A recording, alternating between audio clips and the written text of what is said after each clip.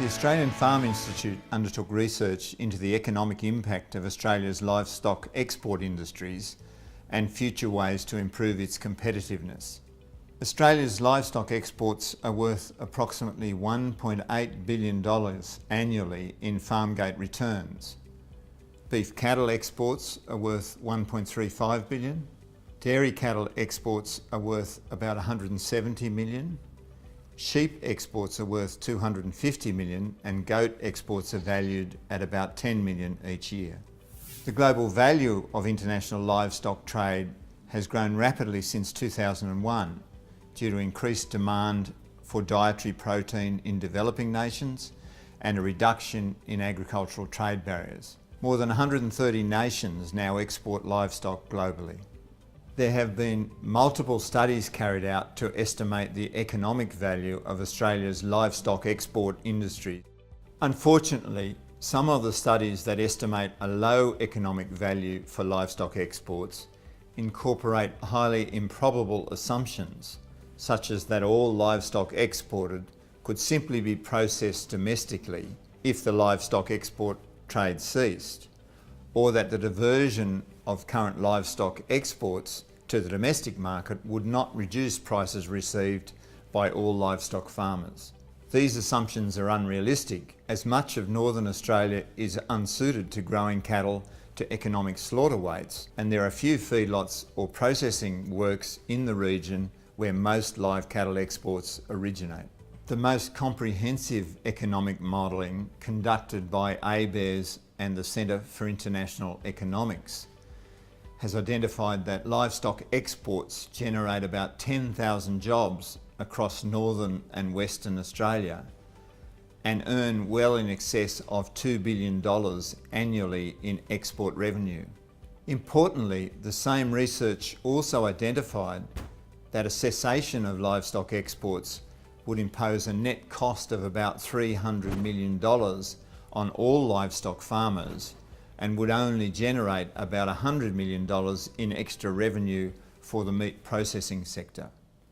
The Australian Farm Institute analysed the direct impact of livestock export markets on 5 case study farms throughout Australia. The impact varied by farm, ranging from major positive impacts for farms in the Queensland Gulf region to minor impacts for mixed grazing and cropping properties in southern Victoria.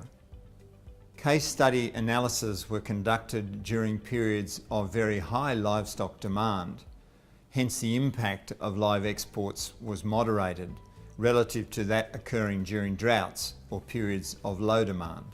The added competition for livestock and the increased farm management flexibility due to live export markets were positive for each of the case study farms.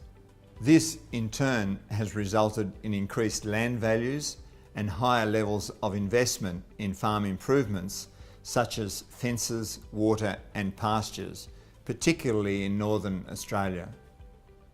Global livestock markets are becoming more and more competitive, and Australia is steadily losing market share.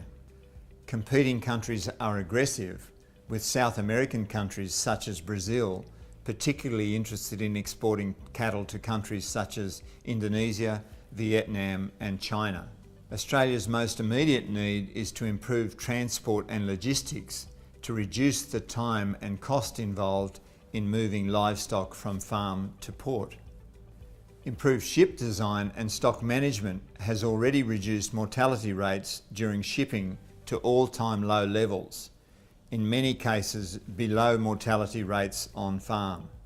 Public concern about the treatment of exported Australian livestock has resulted in a comprehensive regulatory system that is recognised by international agencies as the most stringent in the world. Under the SCAS system, Australian regulators are now required to oversee the entire supply chain from farms in Australia onto ships and to final point of slaughter in international markets. This is a challenging requirement, and Australia is the only country in the world that imposes it. This adds considerable costs and it is important to continually find ways to reduce these without reducing the system integrity. There is also a need to explore ways to use Australia's higher welfare standards as a marketing advantage and to encourage more of the 130 other nations that export livestock to adopt the same standards. Retaining a social licence to operate is essential for all parts of the red meat industry, as livestock exporters are well aware. Australian exporters need to ensure standards are continually met and have well-developed response plans in the event that problems do arise. The live export industry will be judged by its responsiveness and ability to step in when problems arise. Our research has confirmed that the livestock export industry delivers important economic benefits for rural Australia, and particularly in Northern Australia, and not just to those directly involved. Our case study analysis highlighted the benefits the livestock export industry brings to farms Australia-wide, ranging from big cattle farms in the Gulf to smaller operations in southern Australia.